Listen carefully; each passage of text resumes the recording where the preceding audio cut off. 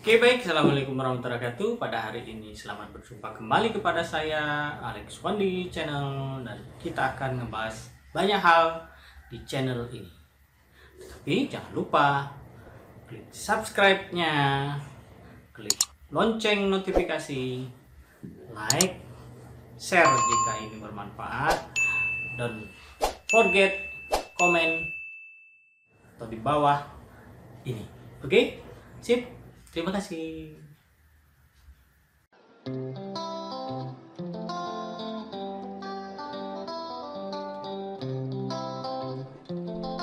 Baik, kita akan memulai mata kuliah kita riset operasi bagian kedua dengan materi pendekatan analisis kuantitatif.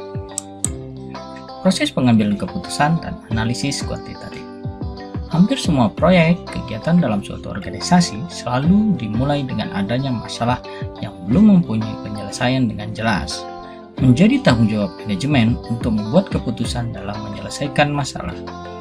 Proses pengambilan keputusan oleh manajer dapat dilakukan dengan dua buah cara, yaitu analisis kualitatif dan analisis kuantitatif. Pertama, analisis kuantitatif dilakukan berdasarkan pengalaman dan pertimbangan pribadi seorang manajer.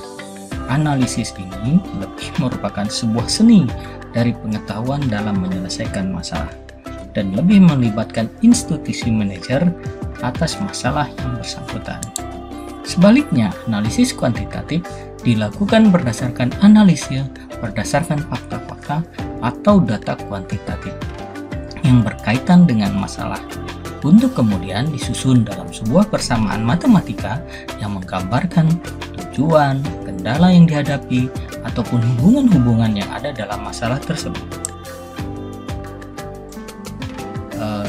Berikut adalah bagan atau penggambaran dalam proses pengambilan keputusan.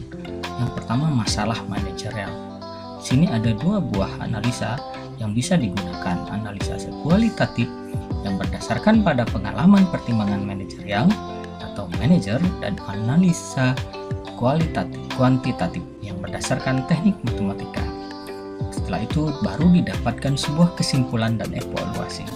Setelah mendapat kesimpulan dan evaluasi, barulah kita dapat mengambil sebuah keputusan. Sumber David Fredrickson et al. 1985 halaman 3. Metode kuantitatif dalam riset operasi. Ada banyak metode yang dalam proses pengambilan keputusan ini. Antara lain, analisis statistik, program linier, program non-linier, CPM atau program evaluation review teknik, critical fact metode, teori persediaan, model jaringan kerja atau network model, model transportasi, teori deret, penugasan, dan lain-lain. Untuk materi-materi ini akan kita bahas di pertemuan berikutnya. Ada proses analisis kuantitatif. Prosedur pendekatan kuantitatif dalam pengambilan keputusan meliputi langkah-langkah sebagai berikut. Yang pertama adalah mendefinisikan masalah. Yang kedua, membuat model. Ketiga, mempersiapkan data. Yang keempat, menyelesaikan model. Yang kelima, membuat laporan. Oke, baik, kita akan membahasnya satu persatu.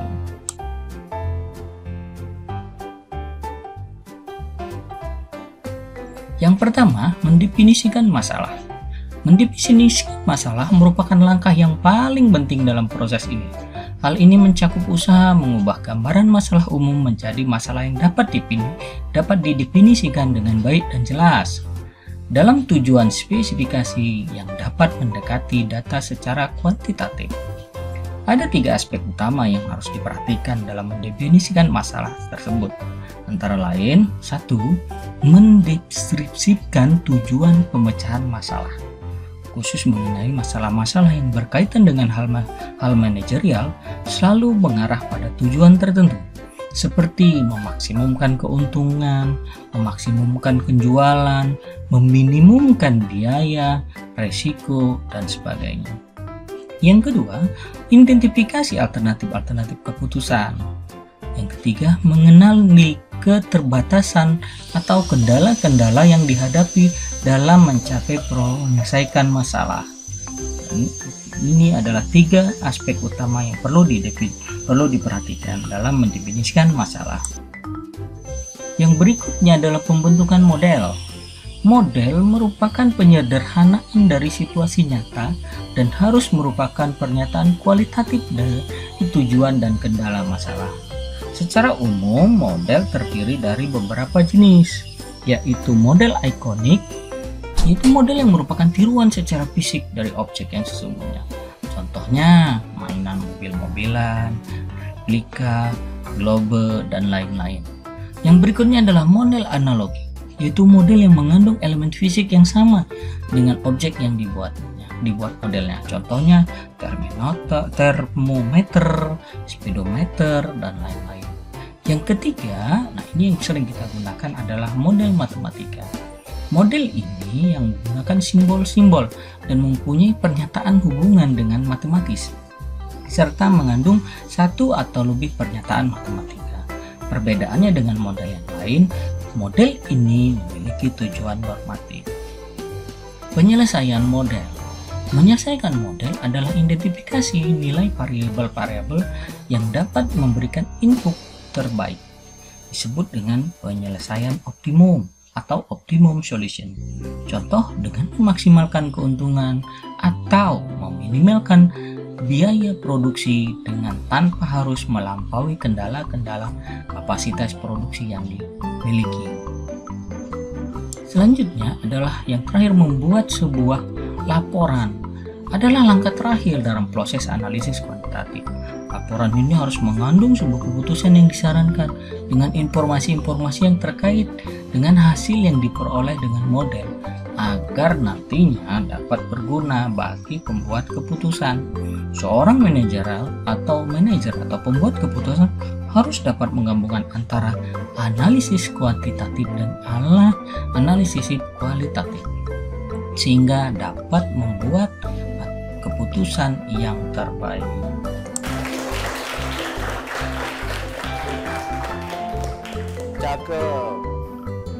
Oke, baik, itu tadi materi mata kuliah riset operasi kita bagian kedua. Selanjutnya ada tugas yang harus kalian kerjakan. Sini silahkan kerjakan tugas-tugas ini, kerjakan di classroom.